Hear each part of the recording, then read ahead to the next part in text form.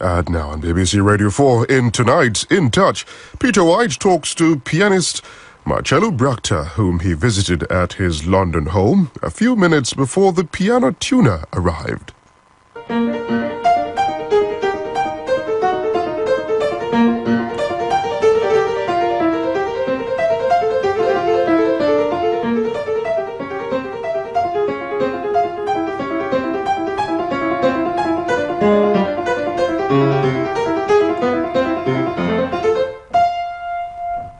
Wow.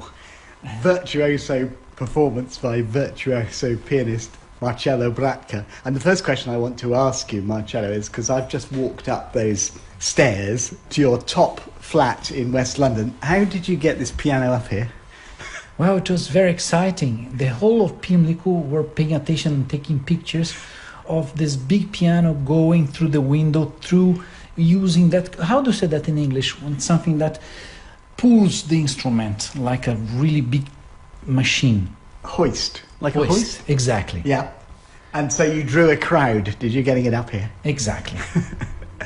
Now, I deliberately didn't introduce you as a visually impaired concert pianist because that would have begged so many questions. And we're going to come to those questions as time goes on. Can I ask you, first of all, just to tell me a bit about you, your family, your background? I was born in Brazil. My family, they are all architects, no musicians at all in my family. My father studied the piano for 8 years in his youth, but I had no idea that he did that until he got divorced and I was around 13 years old and he bought a piano to begin playing again. He was feeling very lonely and then I just encountered this wonderful instrument in his house. Which is quite late, isn't it, for someone to encounter the instrument that's going to earn their living for them? Absolutely. I had no idea I was going to live with the piano or to become a musician. It was completely crazy for me. And long before that, it had become clear that you had eye problems, although they weren't really being addressed, were they? I was born with congenital cataract and I developed strabism very quick when I was 1 year old. And through the not corrected strabism, I developed a very strong amblyopia. And amblyopia is really just extreme short-sightedness, really? Yes. I don't have a central focus in the eyes. It's like a peripheral vision through all the eye. So I cannot really see anything or understand anything. My brain has no connection with the image. You said that you had an initial operation, but they didn't go on with the operating. Can you explain why not? Yes. I was supposed to make 2 strabism operations. When you correct completely the strabism, your brain still uses the 2 eyes. But when you don't do that, the brain forgets one of the eyes and choose one of the eyes. So even with the congenital cataract, my brain, of course, has chosen my left eye and forgot about my right eye. So this was not developed. And this is something that you can just correct until you are 5 years old. And my mother was very upset with the fact that I was suffering. And without much knowledge, she decided not to make the second operation without knowing that this would cause a very big problem. So how did the family generally cope with the fact that you were blind? I mean, can you explain the extent to which you were limited by your sight? What could you do? What couldn't you do? With my left eye, that was described by the ophthalmologists like an eye that could see maybe 8% of a normal vision, and the right eye, 2%, completely blind really. I was very dependent of people, but I was taught by my family to behave normally because there was nothing that medicine could do. So it became a taboo. My family didn't want me to realize I had this problem. They wanted to hide this problem from me. And in the end, I began hiding the problem to myself as well. So I created different ways of coping with it. So you didn't go to a special school, for instance?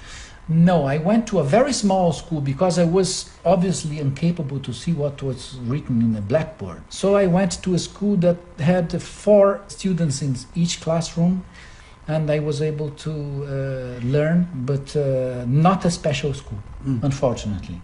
You would say unfortunately now, would you? Now, yes. Yeah. When I was young, I was very proud to be normal and, acting to my family as a normal kid. I used to say, no, don't worry, I can see everything, not to make people unhappy. And what about your playmates? What did they think? Well, they noticed it. And my nickname was Little Blind, which was something that traumatized me a lot. It's ironic in a way, isn't it, that your parents didn't want you to go to a special school because that they thought would, if you like, label you, and yet you were being labelled anyway by going to an ordinary school. Exactly. Yeah.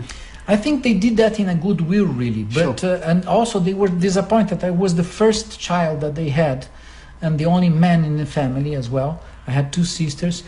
And they didn't want this to make me unhappy, first of all, but they didn't realize the limitations and the suffering I would pass through my life with it. But I don't blame them at all about that. So when you tried to do the kind of things that your friends would do, where running, jumping, playing, I don't know, we're talking Brazil, you must have played football, that kind of thing, what happened? It was always a disaster, that I was the reason for laughing all over, and I used to laugh about myself as well, in order to minimize this suffering for myself. So I became part of the game, making fun of myself and following the idea of the others. So was discovering the piano, was that a real breakthrough for you? Yes, it was because when my father bought this piano and I arrived at his home and he was playing this prelude of Chopin,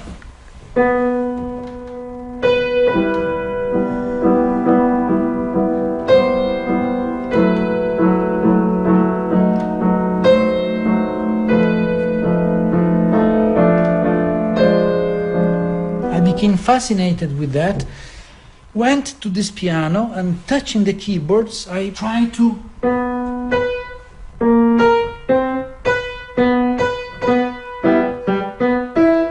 tried to understand without any knowledge of music, and after 1 hour I was playing the first half of this prelude, and my father said, I think I need to call the teacher to see you doing that, because it's very extraordinary. I said, oh yes, call the teacher. Then the teacher came, and I learned how to play perfectly this prelude. I began having lessons, but without reading the scores, because I could not read.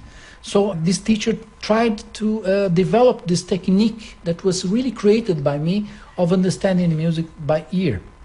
Did people make any connection at that point with your visual impairment? Because, we know there are musicians, of course, who are blind or have very poor sight, and some people like to make that connection. Was that made in your case?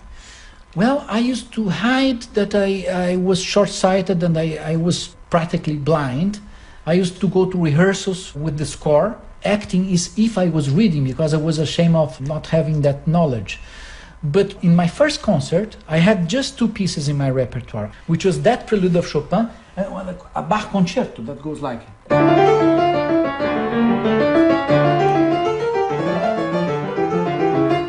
It's the concerto in D minor.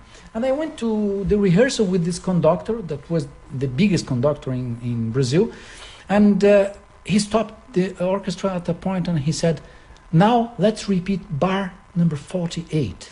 And I said, well, maestro, what's bar number 48? I just know how to play the concerto from beginning to end. Then he realized that I had a problem, He knew that I had a visual problem, but he didn't know that I was playing by ear. And presumably there was no suggestion that you could do Braille music. I mean, I'm rather guessing that you didn't learn Braille. No. Yeah. That was a taboo that began very early with my family. I took this taboo with me as well. I used to refuse, even to myself, that I was worse than I was. I used to say, no, I can cope with it. I won't need anything like that. And to me, to learn Braille, it would be to really giving up the sensation of being normal, really. Yeah. You became successful, you were working. At what point did trying to keep this pretense up, at what point did it become impossible? When I turned my 30s, it began to be difficult for me to go through that process of reading note by note. So I wouldn't accept engagements with music that I was not playing. So I was, losing a lot of opportunities. And can I, just before we get beyond this point, just explain the kind of strategies you were using to convince people or hide the fact that you were virtually blind? You know, a lot of techniques that I used, for example, there was one that now I think it's funny, but at the time it was strange. I used to stand up after I finished at a concert, and I used to wave to the public as if I would recognize someone there, saying, "Oh, hello, you there." But of course, I didn't even know if the concert hall was full or empty. Are there cultural reasons? I just wonder what you think lies at the root of this. It's a very interesting question, because I just discovered the answer, to tell you the truth, when I made my operation, my surgery, and realized what it was to see properly in one of my eyes. When I went to Boston, Dr. Peter Raposa, when he examined me, he said, "Marcelo, you are legally and technically blind in this country." And the word blind was so traumatized to me that I said to my wife, "Marita, let's leave this country immediately. I won't stay here. I don't want to do the operation here because I'm not blind." And you thought that by leaving that country you could leave that label behind? Exactly. It was that kind of complication psychologically that made me behave like that. I was not convinced that I was almost completely blind at all until I saw the first image after my surgery, really. I think I wanted to be part of normal life, and I was trying to hide this to myself. Is there a slightly macho element to this? I think, yes. Coming from Brazil, there is this problem. And let me tell you something interesting. When I arrived in London, I felt so comfortable with this city, because if you compare London to São Paulo, the facilities you have for people with visual problems here are so developed, and people with visual problems in this country are very accepted by society in comparison to Brazil, that I felt for the first time that I could relax a little bit more being in England in comparison to Brazil.